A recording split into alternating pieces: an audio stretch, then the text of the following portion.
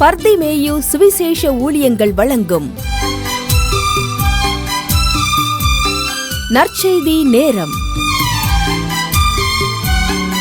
தேவ செய்தி pastor R. Augustine. இந்த நாளில் உங்களோடு நான் பேசி வருகிறேன்.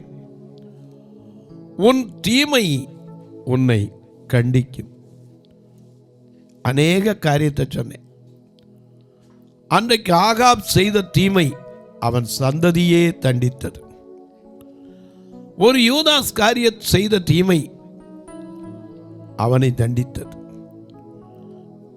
எனக்கு அன்பானவர்களே, ஒவ்வொரு மனிதன் செய்கிற தீமையும் நிச்சயமா ஒரு நாள் அவன் உணர வேண்டிய காலம் வரும். இப்போ ஒரு மனுஷனை பார்க்க போறோம். அவன் செய்த தீமையினாலே அவன் சந்ததிக்கே ஒரு சாபக்கேடு வந்தது. நாம செய்கிற காரியம் மற்றவர்களுக்கு எந்த விதத்திலும் சாபக்கேடா இருக்கக்கூடாது. அதனாலதான் ஆண்டவர் சொல்லியிருக்கார், அவனவன் கிரியைகளுக்கு அவனவனுக்கு தக்க பலன் கட்டாயம் அவர் கொடுப்பாராம். ஆனாலும் நாம செய்கிற காரியத்துக்கு ஆதியாகமம் 4:7 வாசிக்கும் போது, நன்மை செய்தால் உனக்கு மேன்மை இல்லையோ என்று கேட்ட வேதம் அடுத்தபடியும் சொல்லியிருக்கு. நீ நன்மை செய்யாம இருந்தாலும் உன் பாவம் என்ன செய்யும்? வாசப்படியில படுத்திருக்க. நாம் செய்கிற ஒவ்வொரு காரியத்திற்கும் கட்டாயம் அதற்கு பலன் உண்டு, பதில் உண்டு. உங்க வேதாகமத்தை தயவு செய்து எங்கே இருந்தாலும் தேடி கையில் எடுத்து 2 ராஜாக்களின் புஸ்தகத்திலே 5ஆம் அதிகாரத்திலே 20வது வசனத்திலிருந்து எல்லாரும் தேடி கையில் எடுப்பீங்களா? எனக்கு அன்பானவர்களே, அப்படி எல்லாரும் எடுக்கிற வரைக்கும் அல்லேலூயா, எனக்கொரு ஆசை உண்டு, என் இயேசுவை காண வேண்டும். எனக்கொரு ஆவல் உண்டு, நான் அவரோடு பேச வேண்டும். எனக்கொரு ஆசை உண்டு, இயேசுவை காண வேண்டும். எனக்கொரு ஆவல் உண்டு, நான் அவரோடு பேச வேண்டும். பாதகமே வையகமே எனது ஆசை நிறைவேறுமா? பாதகமே வையகமே எனது ஆசை நிறைவேறுமா? எனது ஆசை நிறைவேறுமா? எனக்கொரு ஆசை உண்டு, என் இயேசுவை காண வேண்டும். எனக்கொரு ஆவல் உண்டு, அவரோடு பேச வேண்டும். ஒவ்வொருத்தருக்கும் ஒரு ஆசை உண்டு. ஏன்னா யோபுக்கு ஒரு ஆசை இருந்துச்சு. 23ஆம் அதிகாரம் 3வது 4வது வசனத்திலே வாசிக்கும் போது அவருடைய ஆசை என்ன தெரியுமா? நான் அவரை எங்கே கண்டு சந்திக்கலாம் என்பதை அறிந்தால் நலமாயிருக்கும். ஏன்னா அவனுக்கு ஆசை என்ன தெரியுமா? அவரை எங்கேயா சந்திக்கலாம், எங்கே அவரை பார்க்கலாம். உன்னத பாட்டில் சூலமத்திக்கும் அதே ஆசை தான். அதனாலதான் அவன் பாடினா, எங்கே தேடுவேன் நான், எங்கே தேடுவேன், எங்கே தேடுவேன் நான், எங்கே தேடுவேன். நேசநேசுவை நான் எங்கே தேடுவேன், என் நேசநேசுவை நான் எங்கே தேடுவேன். எங்கே தேடுவேன் நான், எங்கே தேடுவேன், எங்கே தேடுவேன் நான், எங்கே தேடுவேன்.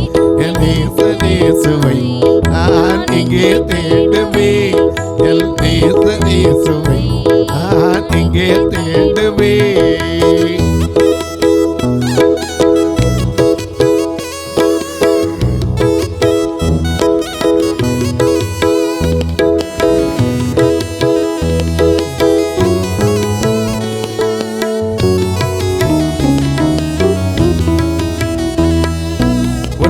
ராஜனே ஆயன் உத்தம நேசனே, உன்னத ராஜனே ஆயன் உத்தம நேசனே, உனது அன்பாலே ஆயன் உள்ளம் உருகுதே, உனது அன்பாலே ஆயன் உள்ளம் உருகுதே. எங்கே தேடுவேன் நான், எங்கே தேடுவேன், எங்கே தேடுவேன் நான், எங்கே தேடுவேன். நேசனேசுவை நான் இங்கே தேடுவேன், என் நேசனேசுவை நான் இங்கே தேடுவேன்.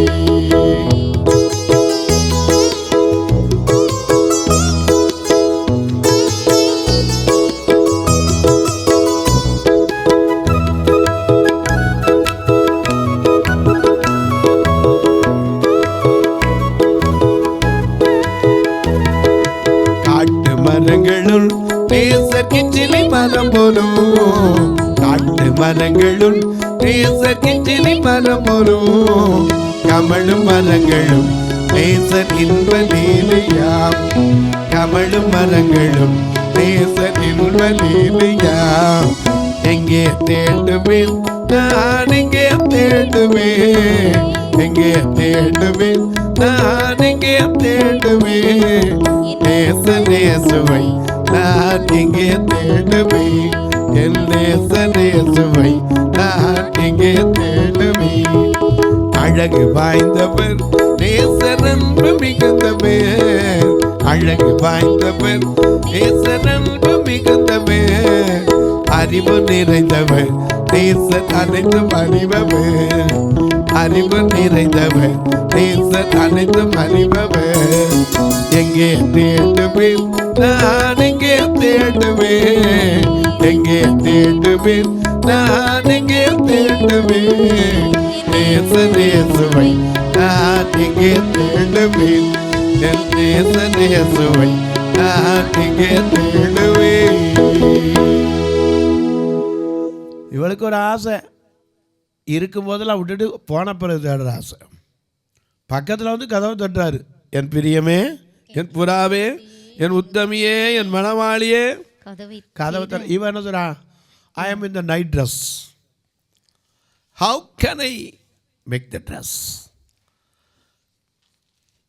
எனக்கு ட்ரெஸ்ஸை மாற்றி நான் இந்த ராத்திரி ட்ரெஸ்ஸில் இருக்கேன், எப்படி வந்து கதவை திறக்க. என் காலை கழுவிட்டு எப்படி அழுக்காங்க போயிட்டார். அப்புறம் போய் எங்கே தேடுவேன், எங்கே தேடுவேன்னா எங்கே தேடுறது. எனக்கு அன்பானவளே, யோபுக்கு ஆசை என்ன தெரியுமா, அவரை எங்கே கண்டு சந்திக்கலாம் என்பது அறிஞ்சா அது நல்லது. ஏன்னா என்னுடைய காரியத்தை அவர்கிட்ட தான் சொல்ல முடியும். ஏன்னா ஒவ்வொருத்தரும் ஓட சொல்கிறான், அவருக்கு வேதனை தாங்கலை. என் காரியத்தை ரூபிக்கும் வார்த்தைகளால் விவரிப்பேன், அவருக்கு முன்பாக என் வழக்கை வைப்பேன். அவனுக்கு அதுக்கு தான் ஆசை.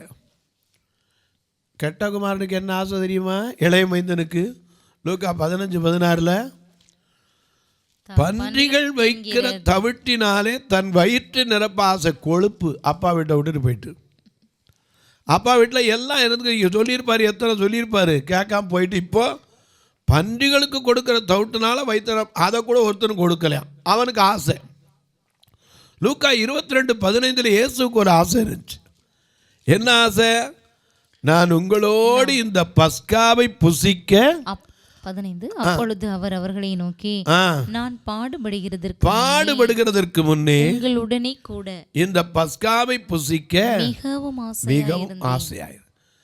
ஐஸ்வர்யவான் லாசரு வாழ்க்கையில ஒரு ஆசை இருந்துச்சு, தன் சகோதரன் கூட என்ன செஞ்சிடக்கூடாது, இந்த பாதாளத்துக்கு வந்துடக்கூடாது. எனக்கு அன்பார்களே, ஆனா இங்க ஒரு மனுஷனை சொன்னனே, யாரு, 2 ராஜாக்கள் 5ஆம் அதிகாரம் 20ஆம் வசனத்திலிருந்து, எலிசாவின் வேலைக்காரனான கேயாசி, இவன் செஞ்ச ஒரு தவறுனால, ஒரு குற்றத்தினால ஒரு சந்ததிக்கே சாபக்கேடு வந்தது. அப்படி என்னையா செஞ்சுட்டான்? ஆசை, பொருள் மேல ஆசை. பொருட்கள் மேல கண்ணு போச்சுதான், போச்சையாமோ அபிஷேகம். ஆட மேல கண்ணு போச்சுதான், அம்போதாமோ அபிஷேகம்.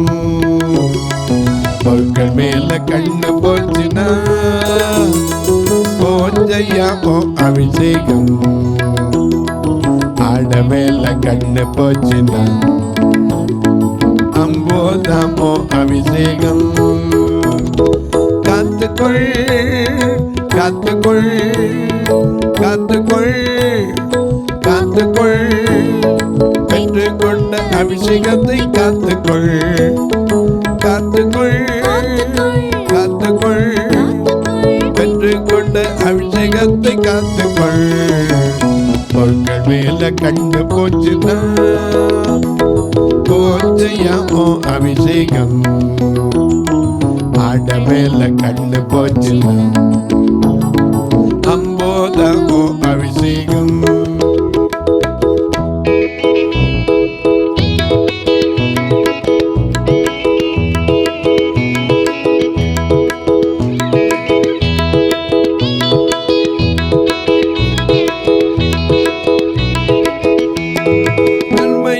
வலையில் விழாதே, வறுமையை கொண்டு வந்திடும்.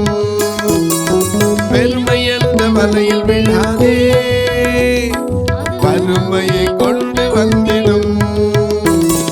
பணத்திலே மயங்கி விடாதே, உன்னை பாதாளம் கொண்டு போய்விடும். பணத்திலே மயங்கி விடாதே, பாதாளம் கொண்டு போய்விடும். காத்துக்கொள் காத்துக்கொள், பெற்றுக்கொண்ட அபிஷேகத்தை காத்துக்கொள் காத்துக்கொள் காத்துக்கொள், பெற்றுக்கொண்ட அபிஷேகத்தை காத்துக்கொள். பொருட்கள் மேல கண்ணு போச்சுனா, போச்சையாமோ அபிஷேகம். ஆட மேல கண்ணு போச்சுனா, அம்போதாமோ அபிஷேகம். கவனிங்க, நல்ல கவனிங்க.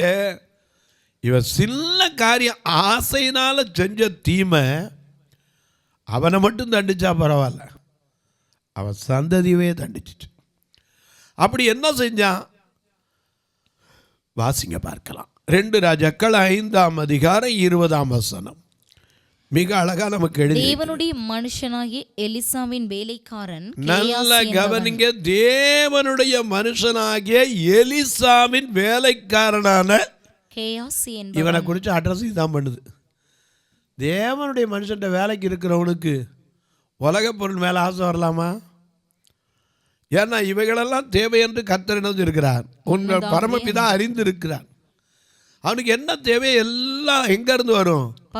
நன்மையான எந்த ஈவும் பூரணமான எல்லா மரங்களும் பரத்திலிருந்து உண்டாகி ஜோதிகளின் பிதாவினிடத்திலிருந்து இறங்கி வருகிறது. அப்புறம் எங்கோல இவருக்கு வேலைக்கு பார்க்குற இடம் எது? தேவனுடைய மனுஷனாகிய எலிசாவின் வேலைக்காரனான கேயாசி என்பவன் அந்த சீரியனாகிய நாகமான் அந்த சீரியனா எந்த சீரியன்? குஷ்டரோகி. இவன் யாரு? 2 ராஜாக்கள் 5ஆம் அதிகாரம் 1 வசனத்துல வாசிக்கிறோம்.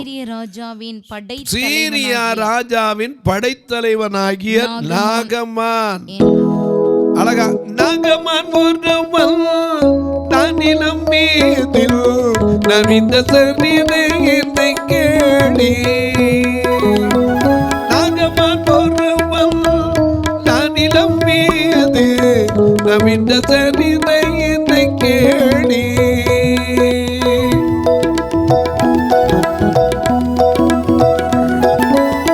பெரியதொரு வீரனா பெரும் புகழ்த்தீரனா, பெரியதொரு வீரனா பெரும் புகழ்த்தீரனா, வணக்கத்துக்குரிய அவன்தான்.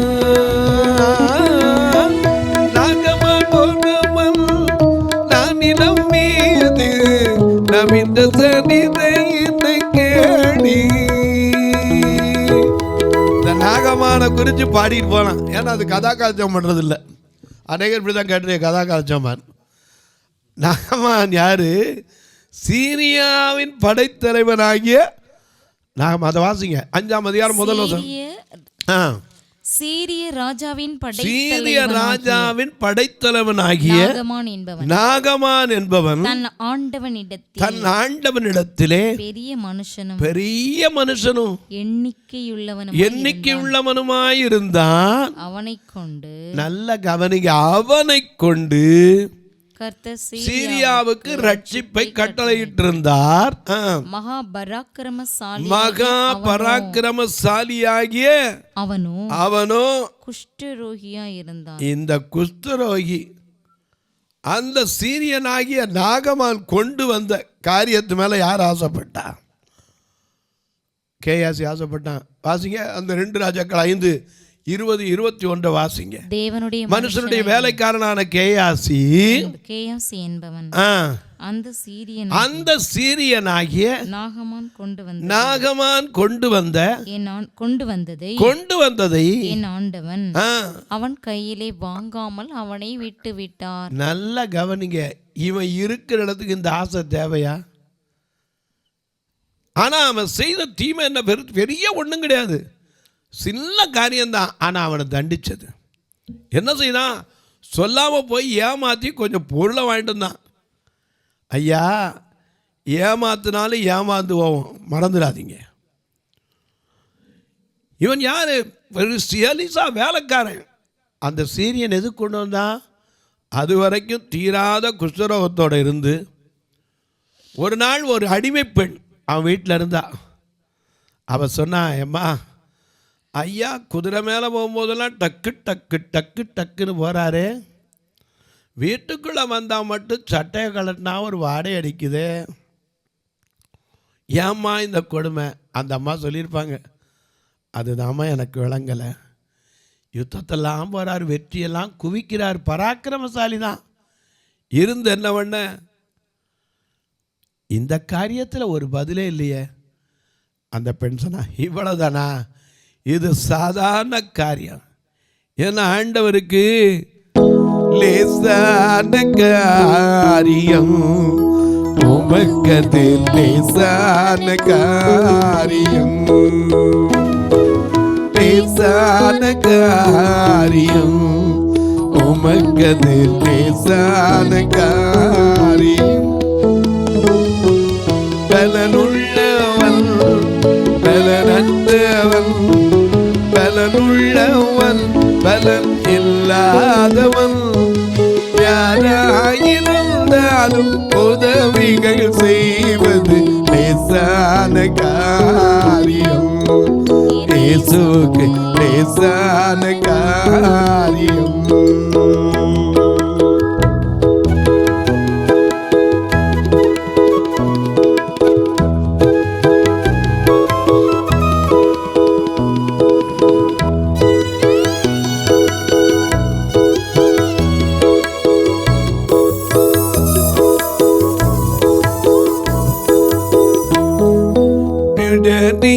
மீனவனை சீசனாய் மாற்றுவது லேசான காரியம்.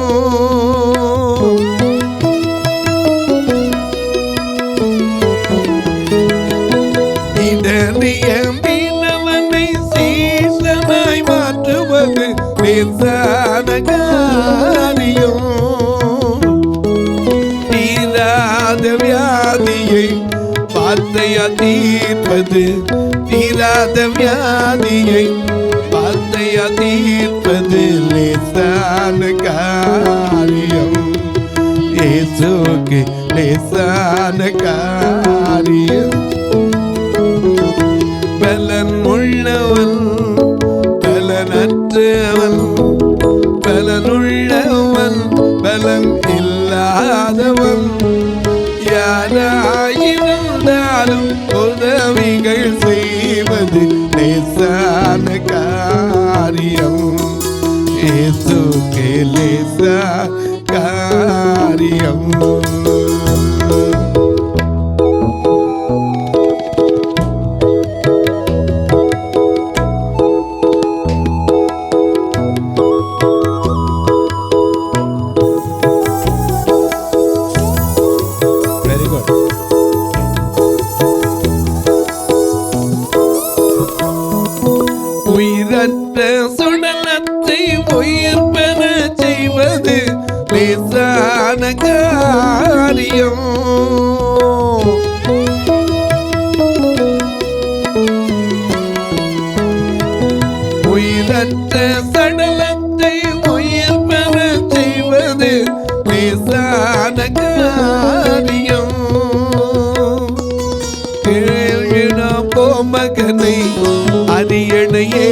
செய்வது, இடையன மகனை அரியணை ஏற்றுவது லேசான காரியம்.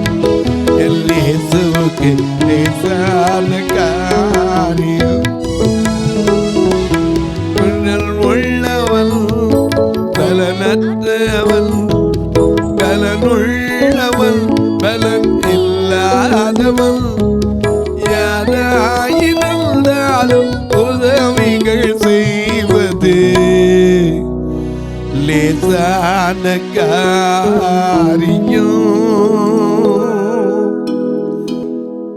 நல்ல கவனி, இதென்னமா பெரிய காரியம், சாதாரண காரியம். என்ன இப்படி சொல்ற?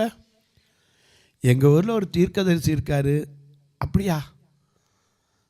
அவர்கிட்ட போனால் இந்த வியாதி போயிடும். அந்த அம்மாவுக்கு எத்தனை மகிழ்ச்சி இருந்திருக்கும். ஏன்னா மனைவி தேவன் தருகிற ஆசீர்வாதம், கூடவே இருந்து அனுபவிக்கிறவ. இந்த நோய்க்கு சுகம் கிடைக்குமா? கட்டாயம் கிடைக்கும். என்ன செய்யணும்? ஒன்றும் வேண்டாம், எங்கள் ஊரில் இருக்க தீர்க்கதரிசிட்ட போக சொல்லுங்க. இதை கேள்விப்பட்டு நிறைய துணிமணி எல்லாத்தையும் எடுத்துக்கிட்டு அங்கேருந்து வாரான். வந்த உடனே இவன் நினச்சார், தொட்டு பார்ப்பார், தடை பார்ப்பார். ஐயோ வந்து அவர் தடவி சோப்படுத்துவார். அவர் சொல்லிட்டார், போய் குளிச்சுட்டு வர சொல்லு. 7 தரம் போய் என்ன செய்ய, யோதான் நம்மகிட்ட வச்சு. இவருக்கு கோபம் வேறு வந்துருச்சு. கோபம் வந்து திரும்பி போய் பார்த்தார். அப்போ ஒருத்தன் புத்தி சொன்னான். அவர் என்னையா அவன் என்ன பெரிய சுவக்க சொன்னாரா, இல்லை ஏதாவது படையெடுத்து போய் வெட்ட சொன்னாரா? குளிக்க தானேயா சொன்னார், ஜஸ்ட்டு குழி. அப்பந்தான் இறங்கினான். இறங்கின போது அது வரைக்கும் தீராத வியாதிக்கு மார்க்கம் கிடைச்சது. நல்ல சுகம் பெற்றான். வேதம் சொல்லுது, அவனுடைய மாம்சம் எப்படி இருந்துச்சான்? சிறு பிள்ளை மாம்சத்தை போல். அப்போ அவனுக்கு ஏற்பட்ட சந்தோஷம் எத்தனை இருந்திருக்கும்? அப்போ கொண்டு வந்த பொருட்கள் அதைத்தான் தேடி ஓடினா யாரு? கேயாசி.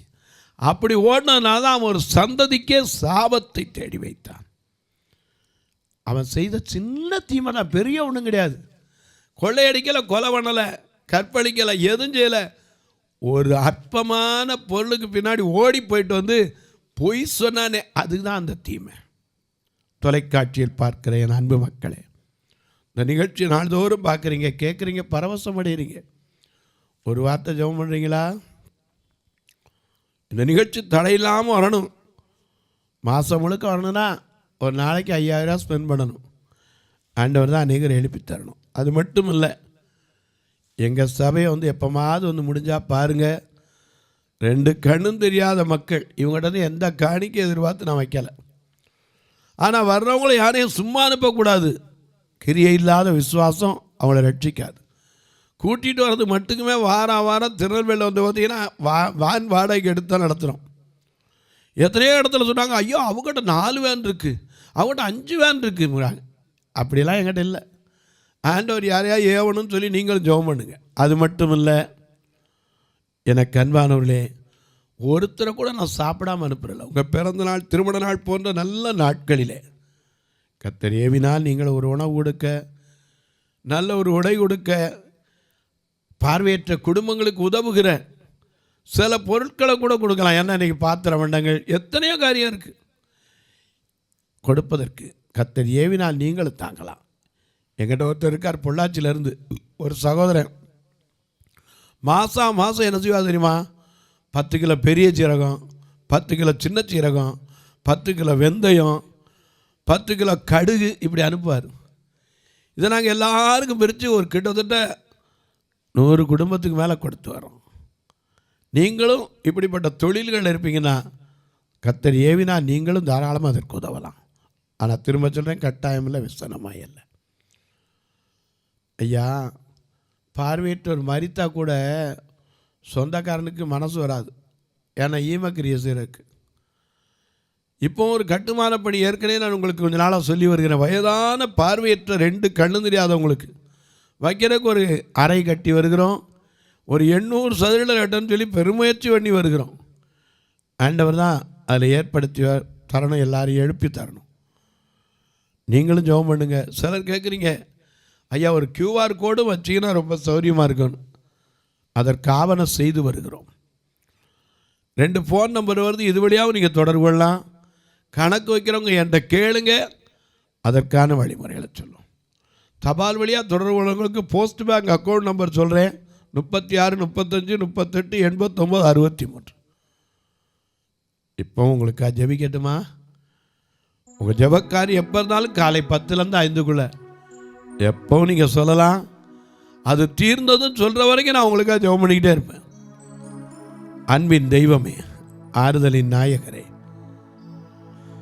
மனதுருகும் தெய்வமே, நீர் நல்லவர் அப்பா, வல்லவர், வார்த்தையில் உண்மையுள்ளவர்.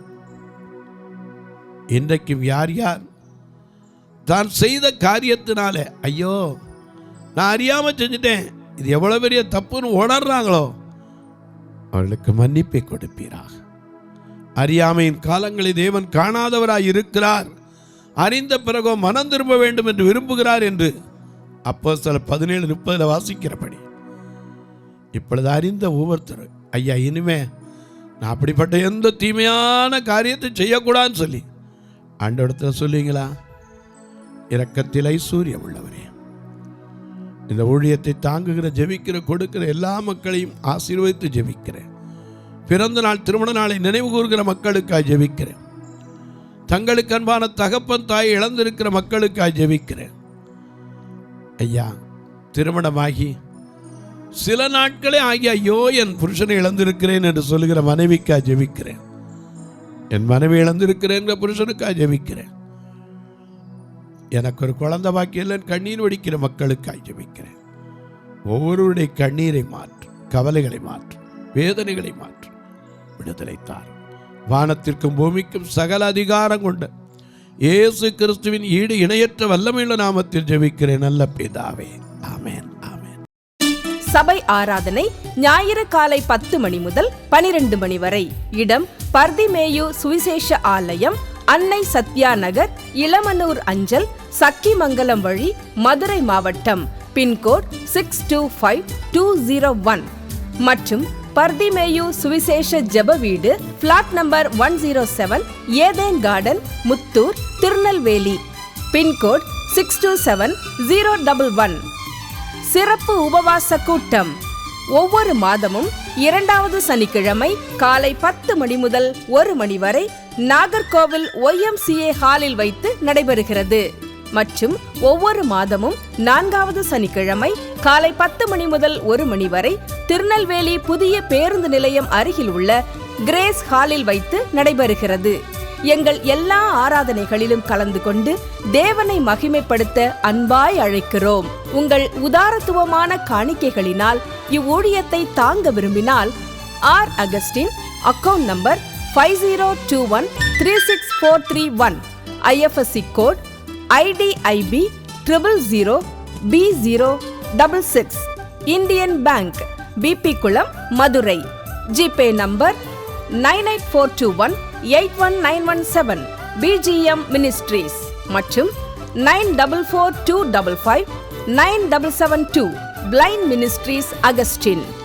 உங்கள் தொடர்புக்கு பாஸ்டர் R. அகஸ்டின், பர்திமேயு சுவிசேஷ ஊழியங்கள், நாகமலை, புதுக்கோட்டை, மதுரை 625019. தொலைபேசி எண்கள் 9842181917 மற்றும் 9442559772. கர்த்தர் தாமே உங்களை ஆசீர்வதிப்பாராக.